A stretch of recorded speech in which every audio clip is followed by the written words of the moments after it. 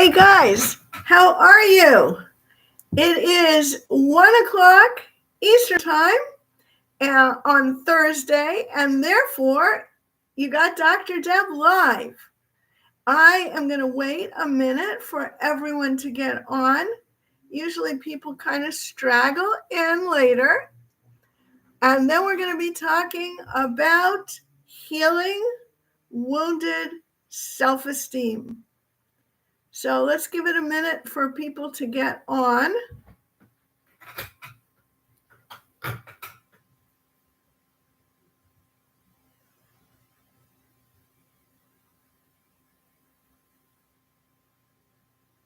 Now that's interesting. I see the number of people is 0, but I'm here.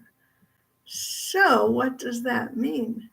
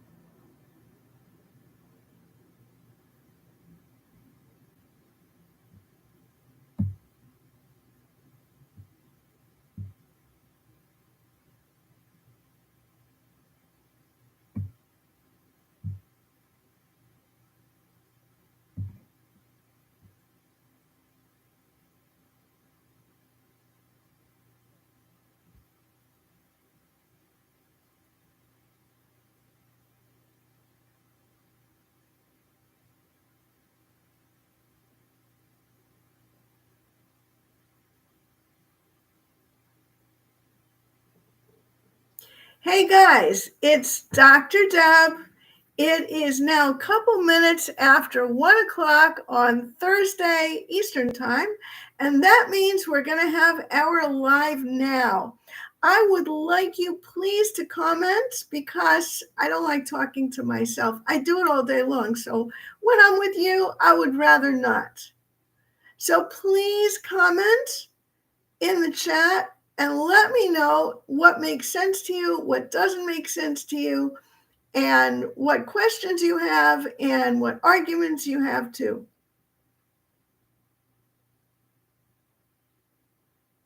And if you don't want to comment in the chat, do it anyway, please, because it's going to end up going live on the replay, I hope. That's how I set it up. And it's good for the algorithm. Today's talk is all about healing the wounded self-esteem that we should have and don't have, that we're missing somehow. And what I want to do first is just ask you if you personally, thank you, if you personally can relate to this, and you don't have to comment in chat for that question unless you really feel comfortable doing it, okay? But I would love to hear from you. It's, as I said, very boring to just talking to myself. So let's just dive right in. How come it is possible for your self-esteem to get wounded in the first place? In other words, what is the cause that a person's self-esteem should be wounded? For example, let's say I'm driving, I'm in the car, I'm driving along, minding my own business, and maybe I see a pretty hedge on the side and I kind of slow down just to look at the colors of the flowers, I don't know. And some person in back of me gets impatient, because we live in a very impatient society, and they start honking the horn, and they start yelling and screaming and waving a fist at me. Now, here's my question. Will my self-esteem become wounded from that? I mean, it could bother me just a little because that's annoying. Like a mosquito is annoying. Ah, doggone it, I got another bite. Now it's going to be bothering me for the next week and itching. But that doesn't wound my self-esteem. It's just annoying. So my question is, this honking driver, does that wound my self-esteem? And again, anybody on the call can just go ahead and chat in and tell me yes, no, maybe, whatever. I would like to know what you think, because it's an important question. The question becomes, well, how come self-esteem would get wounded at all? Right, that would not wound your self-esteem, and it wouldn't wound mine. So how come self-esteem can get wounded? And I'm not going to expect you to answer that question, because that is part of the topic here. I want to understand why it even gets wounded. Basically, this is going to be a surprise, but a key to who we are as human beings is that we are meant to be vulnerable. How about that? We are born vulnerable. Think about this little baby born totally vulnerable. They depend literally on us for our life, for their life, literally, as well as their comfort, as well as their feeling of safety, as well as their feeling of attachment and connection. Because these are all inborn. These are wired in us at birth to want. We want food. We want to be covered from the elements, but we also want attachment. We want connection. We want safety, both physically and emotionally. We don't want shocks and surprises. We want feeling close physically, our bodies, little tiny bodies, to the nurturer and caretaker that we have. We are born to be vulnerable. Little babies scream out what they need, and they totally expect their needs to be taken care of, because that's how we were wired as babies. So what happens? How do we lose that vulnerability? Where does it go? I have good news for you. We don't lose it, but it does go underground. Under what? What's that ground it's under? It goes under all our defenses. We can call those protectors. We have defenses which we've developed out of necessity, not because we're born with it, but because we needed it to protect ourselves. Let's say, for an example, you have a child who, when they cry, gets yelled at because the mother or father, the caretaker, has their own issues, their own problems, their own stresses that they're under, and they didn't learn any better, and their vulnerability went underground, and they're just coping as best they can. So the caretaker yells at the baby, and what does the baby learn to do? The baby learns to tune out their own feelings. They're not hungry anymore. They can't afford to cry to show that they're hungry. You see how this works? These are what we call protectors. The protectors come in to help children learn to cope with abnormal situations. Normally, they would be, and we would be, vulnerable. You see the paradox here. You would think that vulnerability is a weakness and all these protectors are strengths, but it's the opposite. Our vulnerability is a strength. when we're living in a normal environment, a healthy environment. Why? Think about it. If the baby cries and the caretaker takes care of whatever the baby was crying about, then that crying was a strength, right? It got right down to what was needed. What was needed was to either be changed or to be fed or to be put to sleep or something. So the baby's cry, which is being totally honest about how they feel, being vulnerable, is a strength for them. Think about that. That's a paradox because no one walks around that way. Well, I shouldn't say no one. Most people have all these protective, defensive cover-ups as to who they really are. They don't know who they are, and no one around them knows who they are either. Am I making sense here? Is there anyone here who sees that differently? Is there anyone here who disagrees with me, who thinks that's not the case?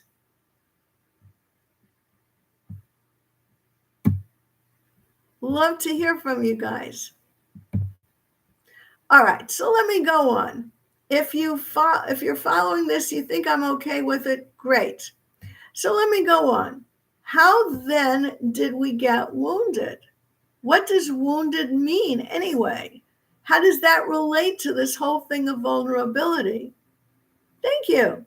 So the answer is that when the baby and then the child and then the teenager and then the adult is expressing what they need, which is being honest, right? It's being true to themselves.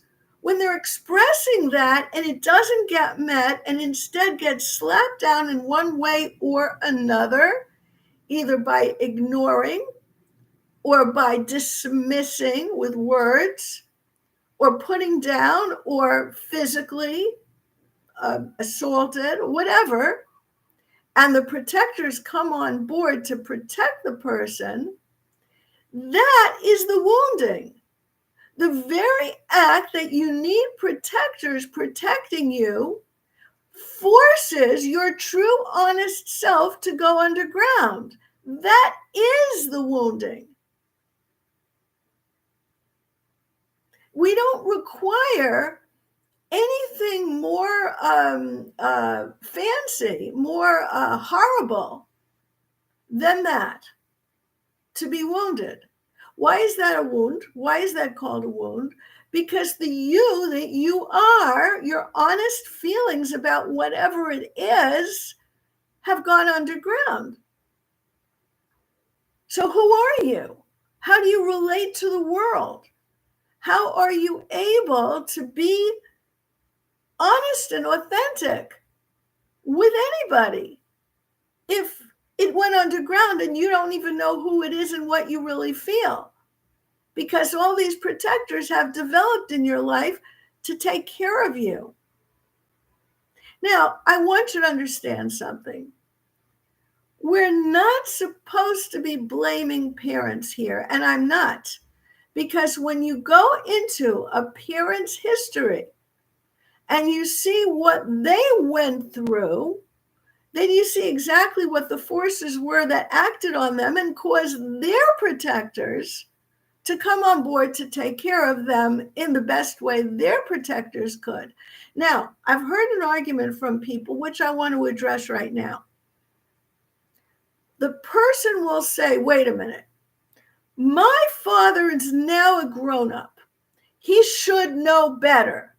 He should know right from wrong.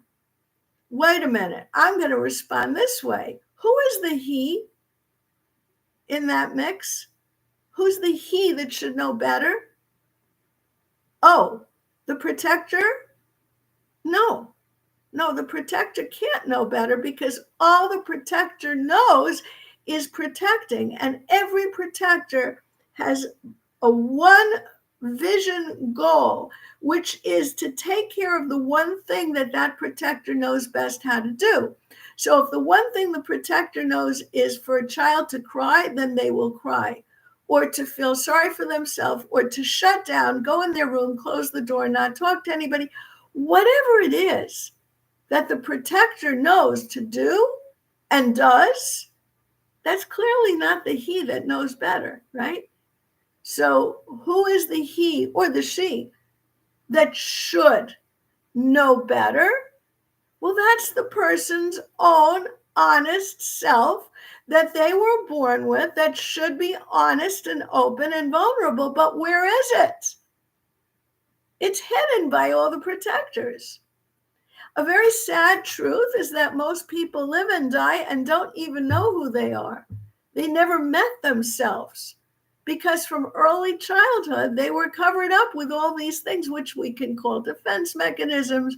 We can call them coping strategies. They act very quickly. Bingo, they're on. There's no time for a person's self to think through who they are, what they really feel, and what they really would like to do in that particular situation, whatever the situation is. So vulnerability, which is your self's honest answers to the world, is so hidden that all these protectors have to take over. There's no way you can accuse a grown-up of not living up to what he should know because he's not there. Now, you could then say, and somebody just said this just last weekend, I was at dinner with someone who said, wait a minute, you're telling people they don't need to have responsibility? Oh, no, I'm not saying that at all. They need to. They just aren't able to. It's a very sad thing. That's why what we call strengths turn out to be weaknesses. Just as vulnerability is a strength because it honestly tells the world what the person needs so that their needs can be met, so too defenses, protectors, coping mechanisms, whatever you want to call them, turn out to be weak because they don't honestly tell the world what the person needs or wants because they're afraid to. They're protecting the person from whatever, and they only know one way to handle it. As I said, whether it's crying or slamming the door and getting out or going to the bar and having a drink, whatever it is, that's all they know. So that's weak. Only a strong person can take responsibility, i.e., self. A person's true self taken out from underground, right? Showing and shining and being vulnerable and being honest and being able to not only tolerate the guy behind that's honking the horn, but to tolerate your own spouse who's saying something you wish they didn't say, or saying it in a tone of voice you wish they didn't have. Your relationship has become in tatters because they have also all of their problems that cause them to develop all these coping mechanisms, i.e. protectors, and their true self is underground. So yes, I'm in favor of responsibility, but who's taking it? The person can. Not that they shouldn't, they should. They're just not there. And so we have the wounded person, the self-esteem being totally lost and wounded, underground, hiding, and a person's ending up not knowing who they are, what they feel, what they want, feeling disconnected from themselves. That's a sad state of affairs.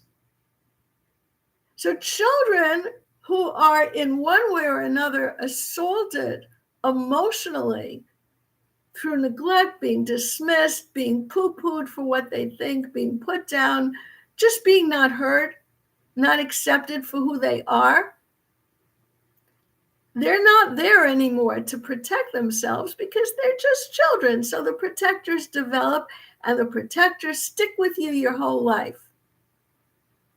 So what happens next? It primes us to marry someone who also has the same kind of history as we do. What do I mean by prime? You know, when you get the wall painted, you First, you sand it down so it can absorb the new paint, but then you put a coat of primer on. What's that primer? It makes the paint color stick.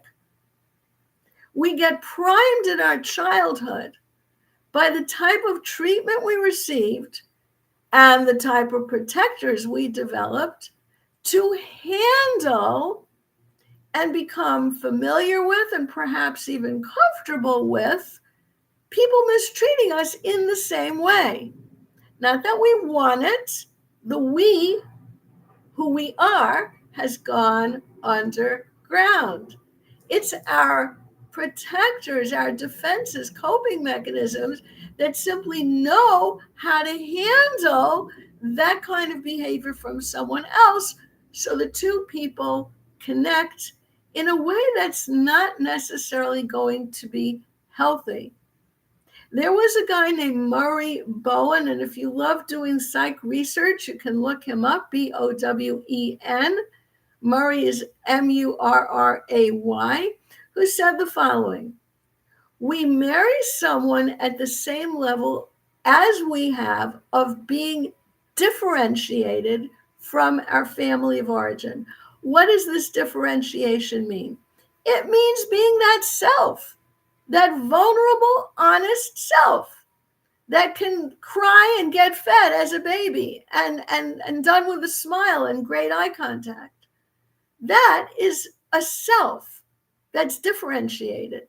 And that person grows up to be able to express their needs and wants and feelings and attitudes and opinions and everything else.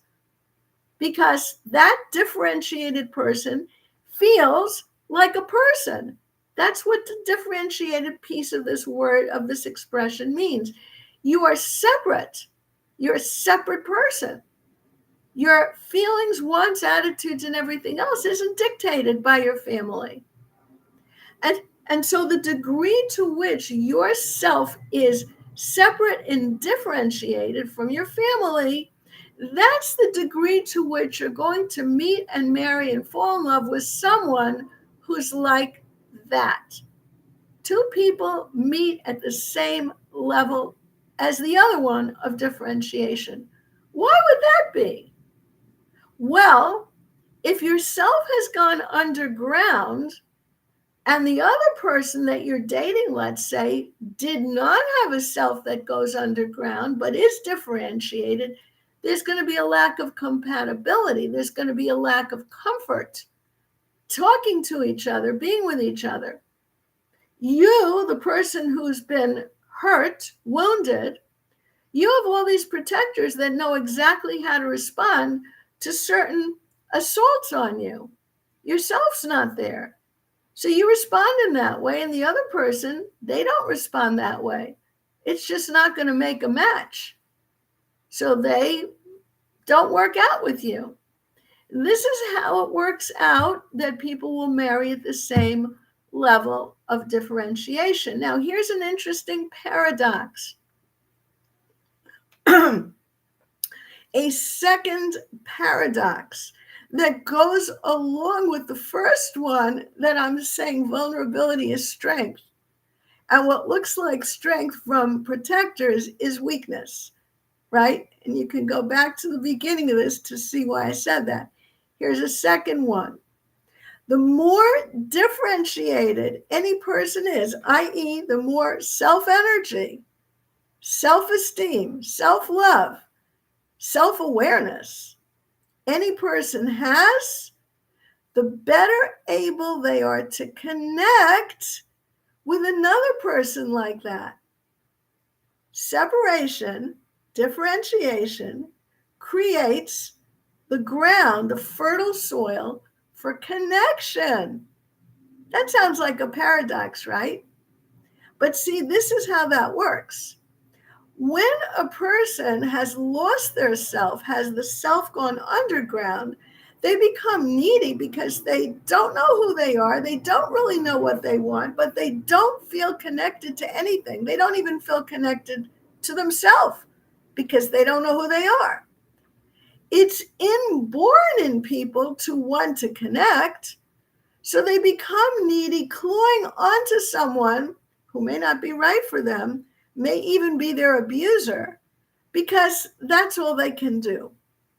But the person who's separate can choose to connect and wants to connect, but doesn't want to connect so as to derive that sense of self that they would be missing, because they're not missing it. They want to connect. And so paradoxically, the more they have that sense of differentiated self, the better they can connect. And indeed, connection is one of the primary qualities of self. And it's different, as I'm explaining, from neediness, because it's not a need. It's a choice. It's a want. It's a strong inborn want, but it's done in a way that honors the other self. Again, the self can't do that if the other person's self is hidden over by protectors. It's awfully hard. Okay, so now we get to the end of our talk here. What do we do about it? The only thing you can do to heal, the absolutely only thing you can do, is to develop a way of connecting back to yourself first. You can't get that love, that feeling of importance, that feeling of being valuable from the other people in your life. You can only get it from yourself, because self is so different from protectors. The self you were born with is a hero. That person honestly says what they want, knows what they want, is connected to themselves, and loves who they are. So how do you get that separation, that differentiation? One of the things I have done in different lives, and you could go back to the old ones, some of the old ones are on my website. I may put them all here, actually. That's an idea. But one of the things you can do is just imagine all your protectors separating from you and sitting in a row on little chairs, a nice comfortable couch around you. Actually imagining that to happen. Now, how do you do that? Well, each protector comes along with a feeling, an opinion, an agenda, which self doesn't have. Because that one-sided agenda, that narrow focused one item, how do I get through this moment agenda, is not a quality of self. Self has a big picture look at the world and doesn't have that kind of an agenda. It loves life and engages in life, but it's not small. It's not petty. So when you have moods that overtake you, you know there's a protector there. And lovingly move the protector away from you in your mind's eye to watch you and be part of your circle, but separate. That's a practice that I would love to ask you to actually engage in. And if you want help, you know who to come to. But when you do that, you start to recognize who you are. Another thing, if you have voices in your head that say things to you that are not nice, and most people have chatter going on all day long. Yes, they have shopping lists, but they have more. If you have, you're a jerk. Look at how you handle that. That you should refute lovingly, because that protector is a part of you. And it had its reasons for saying those things, but refute it. No, I'm not a jerk. Thank you very much. That wasn't nice. Don't talk to me like that anymore. Once you go through the process of doing that, that's already yourself peeping itself out from behind all the protection that you've received. And finally, come to my channel regularly, Dr. Debin Powers.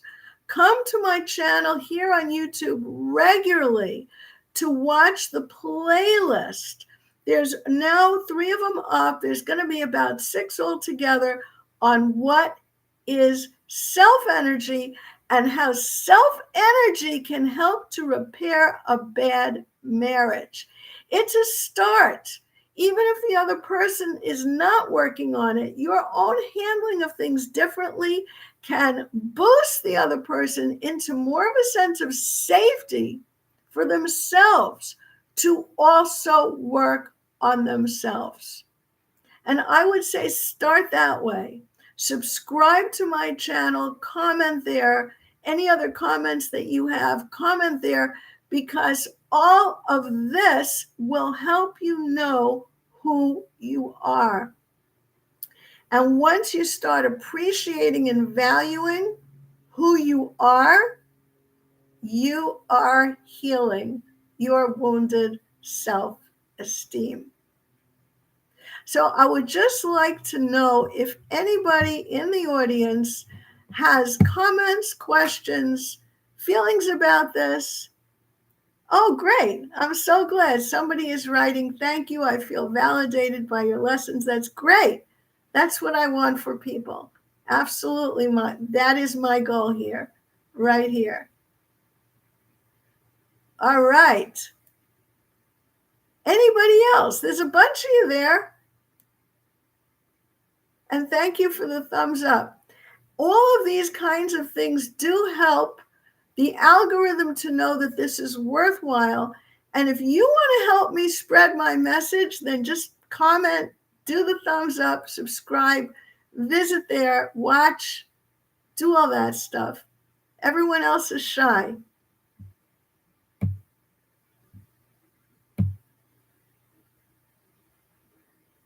So it's interesting. It shows me how many participants there are, but the names are not there. So I don't know how that works. I guess YouTube wants to keep everyone's anonymity unless you say something. So you'd have to chat. Thank you. You got me a thumbs up. Okay, another person. All right. Okay, you guys have a wonderful day, and the weekend's coming, a great, great weekend. I know it's supposed to rain here in New York. Oh, well. Take care. Be well. End stream.